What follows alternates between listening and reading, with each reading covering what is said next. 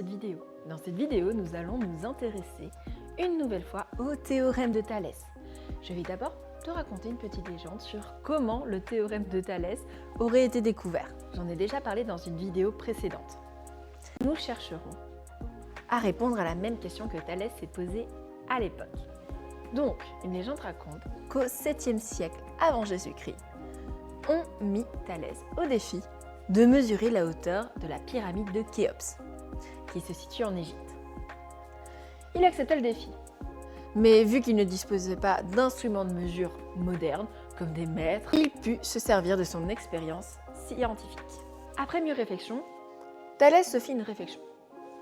Le rapport que j'entretiens avec mon ombre est le même que celui que la pyramide entretient avec la sienne. C'est-à-dire que, étant donné que la mesure de l'ombre de Thalès était la même que sa taille, il devait en être de même pour la pyramide. D'autres légendes racontent qu'il aurait utilisé sa canne.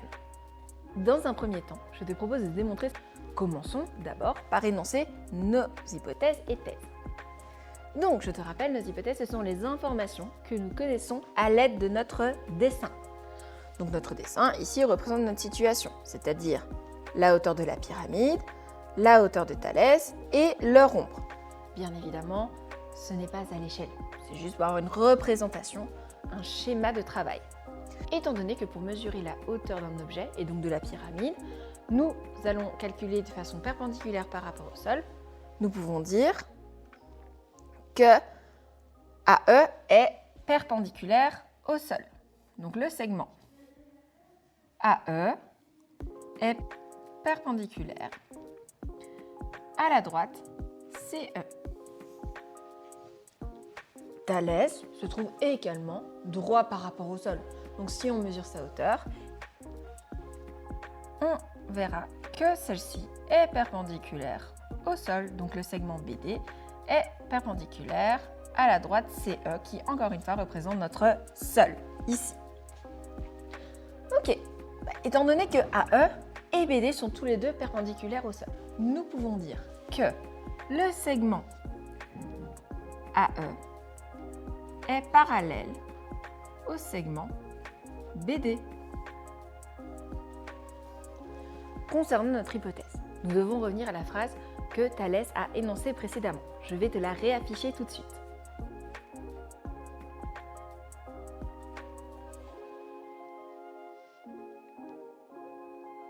Nous voulons donc montrer que le rapport entre la hauteur de la pyramide et son ombre, donc la longueur du segment AE divisé par la longueur du segment EC est bien égal à la longueur du segment BD divisé par la longueur du segment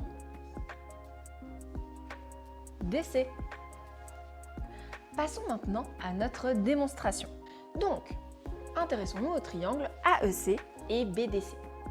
Le triangle AEC se trouve ici et le triangle BDC se trouve ici. À ton avis, comment pouvons-nous qualifier ces deux triangles? En effet, ce sont des triangles semblables. Donc, nous allons démontrer cela. Nous pouvons affirmer dans un premier temps que l'amplitude de l'angle E, ici, est la même que l'amplitude de l'angle D.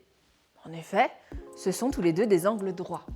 Nous pouvons donc noter que l'amplitude de l'angle E est égale à l'amplitude de l'angle D, 90 degrés, car ce sont deux angles droits. Ensuite, nous pouvons affirmer autre chose par rapport à nos angles. Je te laisse réfléchir.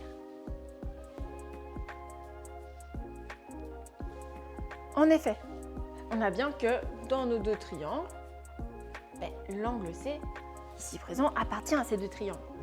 Nous pouvons donc affirmer que l'amplitude de l'angle C est égale à l'amplitude de l'angle C. Justification, car c'est un angle commun.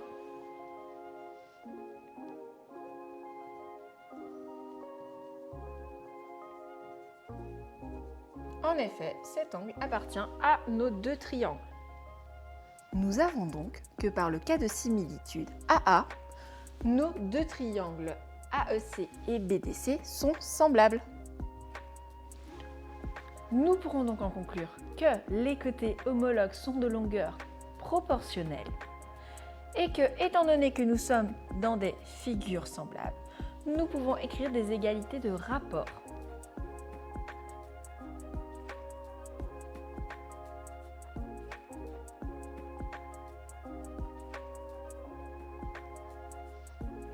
Sur base de ces égalités de rapport, si nous nous intéressons à cette première égalité, ici, intéressons-nous à ce qu'il se passe dans cette égalité de rapport lorsque nous permutons les moyens, c'est-à-dire ces deux éléments-ci.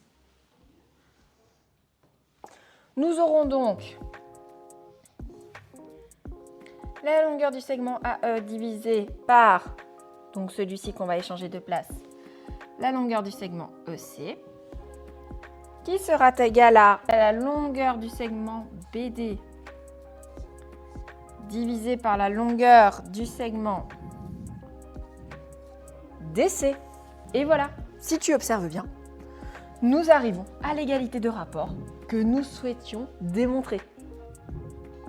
Maintenant que nous avons démontré que la proposition de Thalès est correcte, recherchons la hauteur de cette fameuse pyramide de Khéops. Bien évidemment, le schéma qui se trouve ici n'est pas à l'échelle, pour une question de meilleure visibilité pour toi. Donc, on te donne quelques informations intéressantes. On te dit que FG, ici, qui représente un côté de la base de notre pyramide, mesure 230 mètres.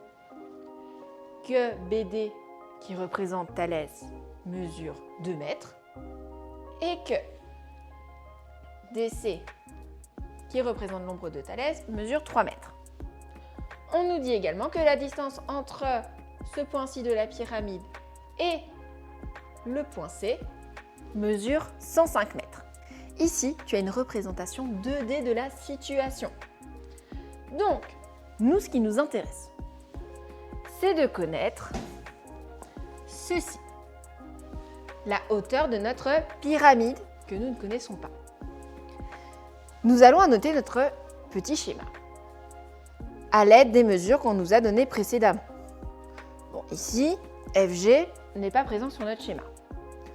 BD mesure 2 mètres. DC mesure ici 3 mètres. Et EC, ici, mesure 105 mètres. Ici, nous avons un petit problème. Dans la démonstration précédente, nous avions utilisé ces deux segments parallèles, mais également la distance entre le point C et le point D, et la distance entre le point C et le point H. Je vais te laisser réfléchir à l'aide de toutes les informations ici présentes. Comment pourrions-nous déterminer la longueur du segment HC? En effet, si tu observes bien ta vue en 3D, tu verras que GF est un côté de la base de notre pyramide. Et que ce qui nous manque ici, notre segment EH, qui se trouve ici, en fait, représente la moitié de la longueur d'un côté de la pyramide. Donc, nous pouvons calculer la longueur du segment HE en calculant la longueur du segment GF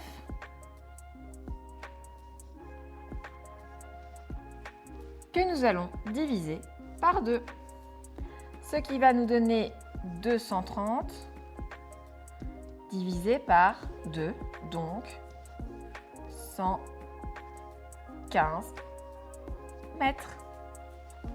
Maintenant, nous pouvons calculer la longueur ici du segment HC. La longueur du segment HC est égale à la longueur du segment HE E plus la longueur du segment EC. Donc, 115 plus 105. Ce qui nous donne une longueur de 220 mètres. Et voilà, maintenant nous avons toutes les informations nécessaires pour déterminer à l'aide du théorème de Thalès la hauteur de cette fameuse pyramide. Bien, je t'ai remis ici toutes les informations nécessaires pour déterminer la hauteur de cette fameuse pyramide. Je t'ai remis les mesures qui nous intéressaient, mais également l'égalité de rapport que nous avions déterminée dans notre démonstration au début de la vidéo. Donc, nous avons bien le rapport entre la hauteur de la pyramide et son nombre, donc AH divisé par HC, qui est donc égal au rapport entre BD par rapport à son nombre, qui est représenté par DC. Remplaçons par les informations que nous connaissons. Bien, nous ne connaissons pas la longueur du segment AH, donc nous allons le renoter comme précédemment.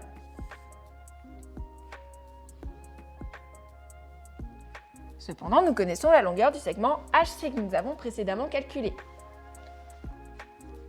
220, ce qui est égal à BD qui vaut 2 divisé par 3. Nous allons maintenant faire disparaître le 220 qui nous gêne au dénominateur de la fraction se trouvant dans le membre de gauche.